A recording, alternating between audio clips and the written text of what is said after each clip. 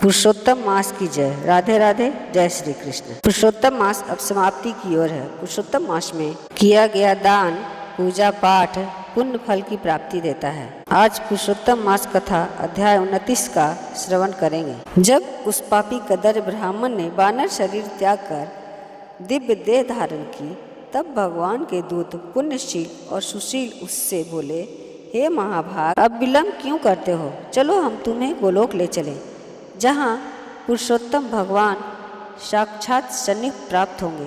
यह सुनकर कदर्य अत्यंत विनम्र होकर बोला, मैंने जीवन भर अनेक पाप किए, मेरे समान पापी का उद्धार कैसे हुआ? मैंने कौन सा पुण्य किया जिससे मुझे यह दिव्य शरीर और यह महान लोक प्राप्त हुआ है? तब हरिदूतों ने मुस्कुरा कर कहा, हे कदर्य, यही पुरुषोत्तम मास का अद्भुत प्रभाव है। तुमने अज्ञानवश ही इस मास में महान तप कर लिया। तुम्हारे मुख में रोग था, इसलिए तुमने अनजाने में उपवास किया। तुमने वृक्षों से फल तोड़कर भूमि पर फेंके, जिससे अन्य जीवों का पेट भरा। यह परोपकार बन गया। भूख, प्यास, शीत और धूप सहते हुए तुमने कठोर तप सहा, और सबसे बढ़कर तुम उस पवित्र तीर्थ में कई दिनों तक जल में लौटते रहे, जिससे तुम्हें स्नान का पुण्य प्राप्त हुआ। इस प्रकार बिना जाने ही तुमने ऐसा महान व्रत कर लिया, जिससे तुम्हारे समस्त पापों को नष्ट कर दिया। यह सुनकर कदर्य आश्चर्य और आनंद से भर गया। उसने उस तीर्थ, पर्वत, वन और वृक्षों को प्रणाम किया और विनम्रता पूर्वक दिव्य विमान में बैठ गया। देवताओं ने पुष्प वृष्टि की, गंधर्वों ने गीत गाए और अप्सराएं नृत्य करने लगी। इस प्रकार वह परम आनंदमय गोलोक को प्राप्त हुआ, जहाँ दुख है न जन्म मरण का भय। इसके बाद नारद मुनि ने भगवान से पूछा, हे प्रभु, आपने प्रातः काल के कर्तव्यों का वर्णन किया।